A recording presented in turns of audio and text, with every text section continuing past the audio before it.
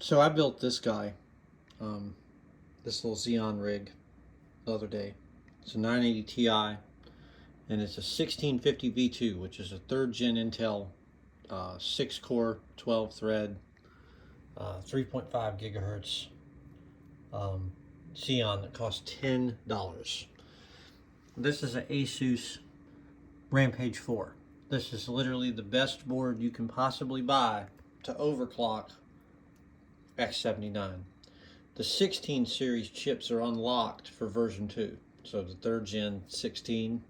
If it's 26, which are the dual Xeon chips, they're not unlocked. Let me show you something here.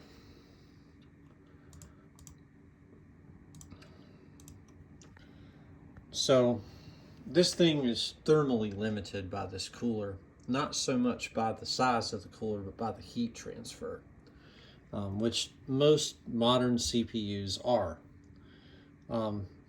But just to show you how well this little $10 CPU overclocks, let's see if I can use this stupid small keyboard function to... I don't have F keys, I have to hold down a function key. Alright, so I've got it in XMP. You see my RAM timings right here. That's pretty good for DDR2 or DDR3. I'm running at 4.7 gigahertz. The stock turbo frequency is 3.9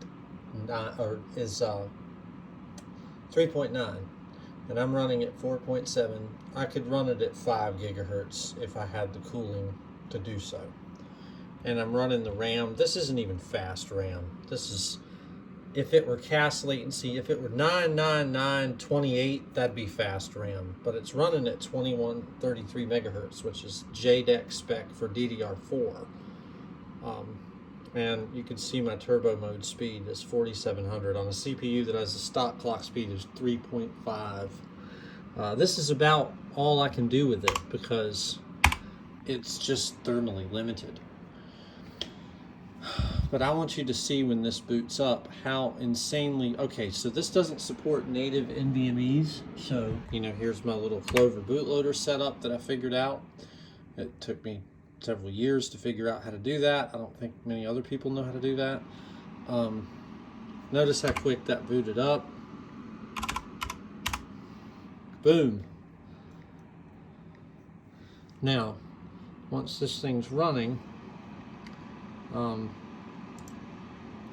let's get some stuff closed down here because every damn thing imaginable is open.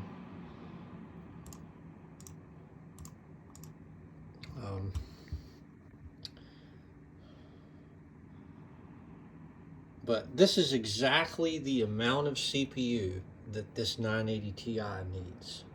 Literally right at the mark.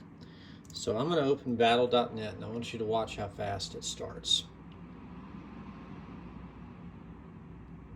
See how responsive and snappy that is? Bam, just loads instantly.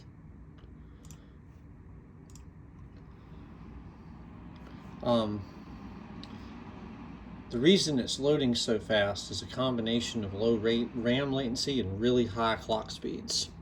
It doesn't matter how fast the CPU is. This CPU is probably about the equivalent of an 8700K. It's 6 cores, 12 threads, just like an 8700K. It's probably around the same with all the optimizations that it has. But watch how fast this all loads in. This thing loads as fast as it would on yours. Well, provided the internet. Of course there's an update, but you can see how quick for a 10-year-old machine how fast this is loading. I mean, that's, you know, that's not something you're gonna get with just a Dell Optiplex from Goodwill. You know, this is carefully put together, tuned. Watch that. Just watch how fast this goes when it loads in. You'll just see how snappy this is. Bam, bam, bam.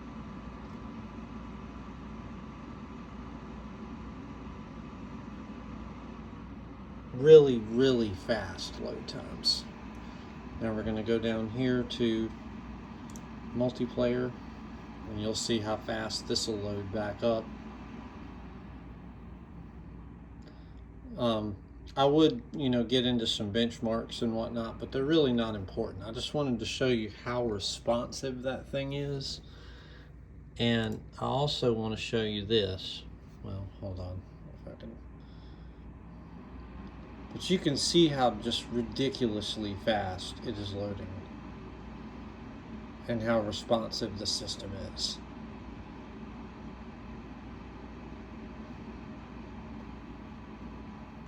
And this is DDR3, and this is a 3rd gen Intel CPU.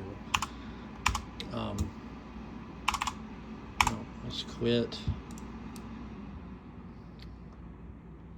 And we're going to do something else real quick. All right, I'm going to pull up hardware monitor. Notice it just pops up instantly.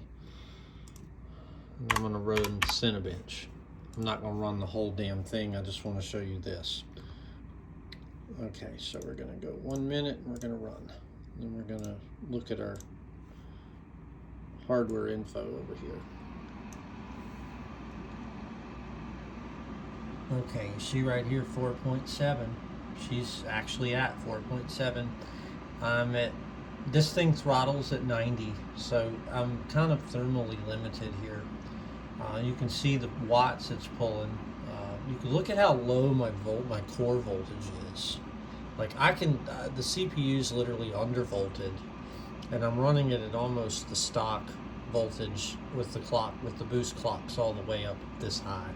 The stock boost clock is 3.9, and that's 3.9 on one core, so it's like 3.6 or 7. So this is running a full gigahertz faster on all 6 cores than it was designed to run. Now, it's gonna start throttling if it hits 90. Notice I've got it literally right up on the edge, and it's probably gonna hit 90 and start throttling.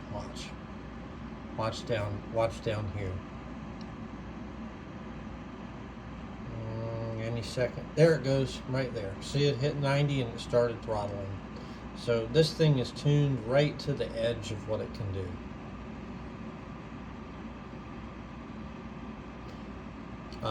If I had a little bit better thermal paste, like some Cryonaut or something like that, I could probably keep this thing from doing that.